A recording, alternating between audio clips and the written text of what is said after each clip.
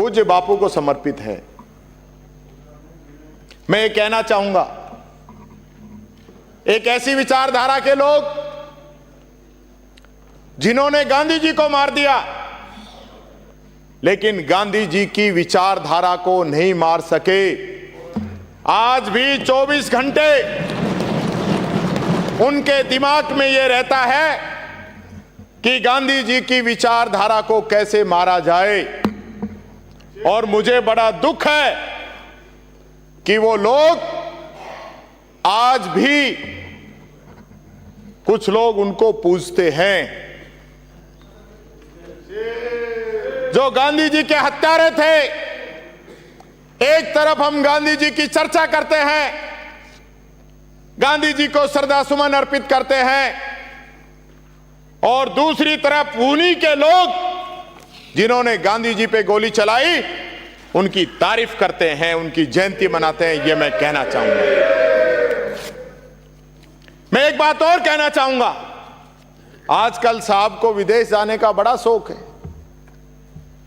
विदेश जब जाते हैं तो 10 लाख का सूट काम नहीं आता, वो एक लंगोटी वाला गांधी काम आता है। गांधी के नाम से उसकी पहचान है विदेश के अंदर।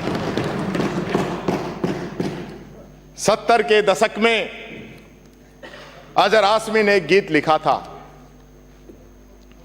कि मुझको राम वाला हिंदुस्तान चाहिए, मुझको गांधी वाला हिंदुस्तान चाहिए, परंतु आज छल कपट आ गया है। जबकि आप सब लोग जानते हैं कि भगवान श्री राम को निष्कपट लोग ही पसंद हैं, लेकिन आज रामचरितमानस में कहा गया था कि निर्मल मन जो सो मोहि पावा, मोहि कपट छल छिद्र ने भावा। अर्थात जो मनुष्य निर्मल मन का होता है वही मुझे पाता है, और जो कपटी लोग हैं वो मुझे नहीं सुहाते हैं। ये भगवान श्री राम ने कहा है, इस बात का भी ध्यान रखना। बीच में मत बोलिए। मैं कहना चाहूंगा, मेरा सवाल और चिंता है कि आज जो लोग सत्ता के अंदर बैठे हैं, वो लोग जहां दूसरे दलों की सरकारें हैं उनको गिराने का काम कर रहे हैं, साजिशें रच रहे हैं उनके खिलाफ। ये इनके इन प्रकार ईवीएम के कारण सत्ता तो प्राप्त कर लेंगे, लेकिन भगवान श्री राम को वो कभी नहीं पा सकते। ये मैं कहना चाहूंगा। माननीय अध्यक्ष महोदय, आज इस अभिभाषण में आपने मुझे बोलने का मौका दिया। मेरी अलवर ग्रामीण की जनता ने मुझे चुन के भेजा। मैं धन्यवाद देता हूं बाबा साहब अंबेडकर को कि जिसके बनाए हुए मजबूत संविधान की वजह से टीकाराम जूली आज इस सदन के अंदर नेता प्रतिपक्ष के रूप में उपस्थित है। और हमारी पार्टी माननीय बाबा साहब अंबेडकर को माननीय सदस्य मानने वाली पार्टी है। डॉक्टर साहब, आप ही क्या, पूरी बीजेपी को बाबा साहब के नाम से चिढ़न है। दोनों की दोस्ती जहां कहीं भी नहीं, हमारी तो है, क्योंकि अरे माननीय सदस्य, क्योंकि दलित और आदिवासी। माननीय सदस्य, आप सदन में नहीं थे, तय हुआ है कि आप नहीं बोलेंगे, नहीं इधर के लोग बोलेंगे। हमारी तो दोस्ती है, क्योंकि दलित आदिवासी हम तो भाई भाई हैं। मैं ये कहना चाहता हूं, मैं आभार प्रकट करना चाहता हूं हमारी कांग्रेस पार्टी का, हमारे राष्ट्रीय अध्यक्ष जी का, कि जिन्होंने इस सदन के अंदर पहली बार किसी दलित व्यक्ति को नेता प्रतिपक्ष के रूप में बनाकर रखा। मुझे बड़ा दुख हुआ जब महामहिम से यहां असत्य वाचन करवाया गया। महाभारत के अंदर दुर्योधन कहते हैं कि जानामि धर्मा नैच में प्रवृत्ति, जानामि धर्मा नैच में निर्वृत्ति। यानी मुझे पता है धर्म क्या है, और मुझे यह भी पता है कि अधर्म क्या है, लेकिन मेरी प्रवृत्ति तो अधर्म के साथ है।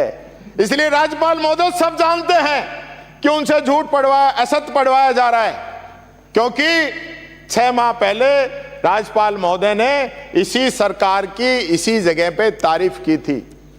लेकिन जिस प्रकार से अभिभाषण तैयार हुआ, मेरे को तो ऐसा लगता है यहां विभागों से पहले अभिभाषण मांगा जाता है, उसके बाद मंत्रिमंडल उसको तैयार करके भेजता है। मेरे को तो ऐसा लग रहा है जैसे पर्ची दिल्ली से आई थी, ऐसे ही इसका भी दिल्ली से अभिभाषण आ गया और हम लोगों ने मंत्रिमंडल की मीटिंग बुलाकर पास कर दी।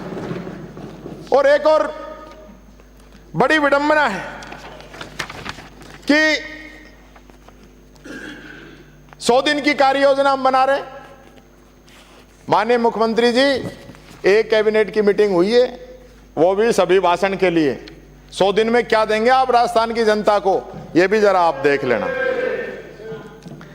अभिभाषण के पैरा नंबर 3 में प्रदेश की जनता का धन्यवाद दिया गया है, भारी मतदान की बात कही गई है, वहां तक तो बात ठीक है, लेकिन जनता का जो जनादेश आया, क्या उसका हम लोगों ने पालन किया?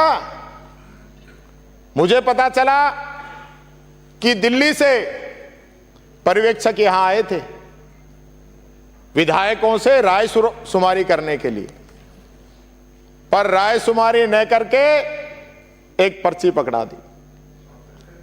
माननीय हमारे बहुत सीनियर सदस्य यहां पे मौजूद हैं। नहीं, आप कोई ऐतराज है बता दो। बैठे बैठे नहीं बोले हैं।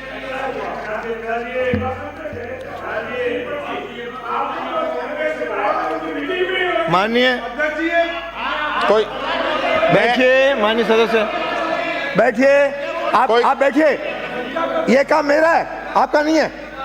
मैं इनके बोल रहे अपने वायदा हुआ था कि आप बीच में नहीं बोलेंगे, न इधर के बोलेंगे मुख्यमंत्री के समय। अध्यक्ष जी आप चुप रहिए। ये लोग आपके नेता को डिस्टर्ब कर रहे हो। क्योंकि हमारे जो आए थे ना, हमारे यहां पे मीटिंग हुई है, बाकायदा प्रस्ताव लिया गया है, सब लोगों ने मेरा नाम लिया है, पूछ लो चाहिए आप इनसे, सब लोगों ने मेरा नाम लिया है। और आपके तो जिनको पर्ची दी गई ना, आपको तो जिनको पर्ची दी गई वो ये सोच रहे थे इसमें मेरा ही नाम है, लेकिन जब पर्ची खुली उसके बाद की स्थिति मैं बताता हूं आपको। सुना है जलजला आपका खूब है, सुना है जलजला आपका खूब है, देखा है पर्ची से ही आपका वजूद है, देखा है हाकिम की मर्जी से आपका वजूद है, सुना है सोच समझकर पर्ची से ही आपको चुना है, एमपी हरियाणा गुजरात में भी यही खेल सुना है ये किरदार उसके लिए बुना है जो 2014 के बाद में सेठ 100 गुना बना है, ये मैं आपसे कहना चाहूंगा। अभिभाषण पे आऊं मैं, जमेगा। पहले तो मैं माननीय उप मुख्यमंत्री जी को जन्मदिन की बहुत बहुत बधाई और शुभकामनाएं देता हूं हमारे पूरे सदन की तरफ से।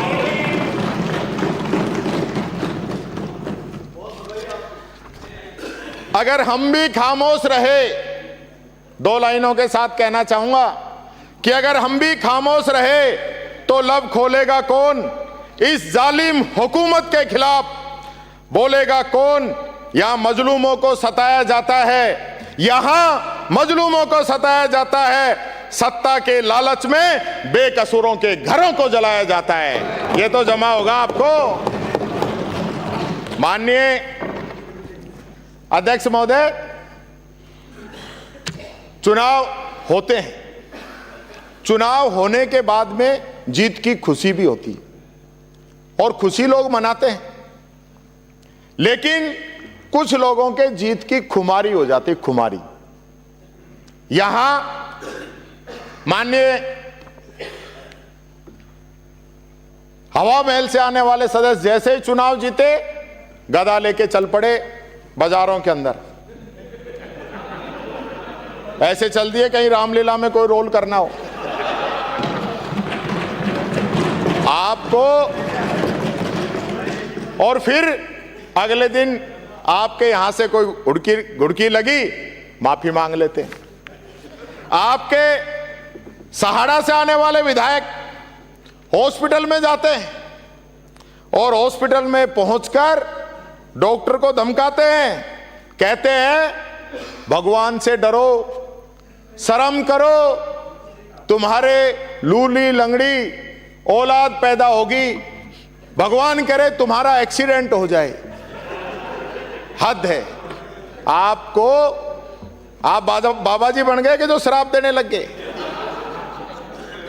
आपका काम जनता ने उनकी बात को इस सदन के अंदर उठाने के लिए किया है।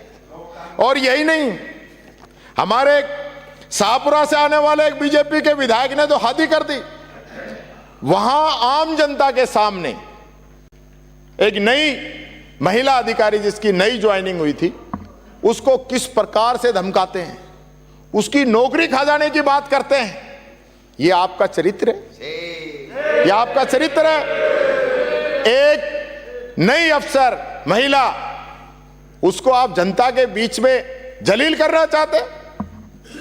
यह आपकी मानसिकता दर्शाती है। और यही नहीं, आपके तो शेरगढ़ से आने वाले माननीय सदस्य तो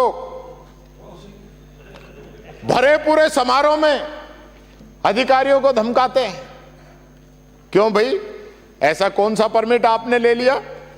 और यही नहीं, आपके मंडल से आने वाले सदस्य तो सरेआम कानून की धज्जियां उड़ा रहे हैं, कह रहे हैं कि न्यायिक प्रक्रिया अपनाने की जरूरत नहीं है, इन लोगों का सीधा एनकाउंटर करो। ये आपकी कानून व्यवस्था है।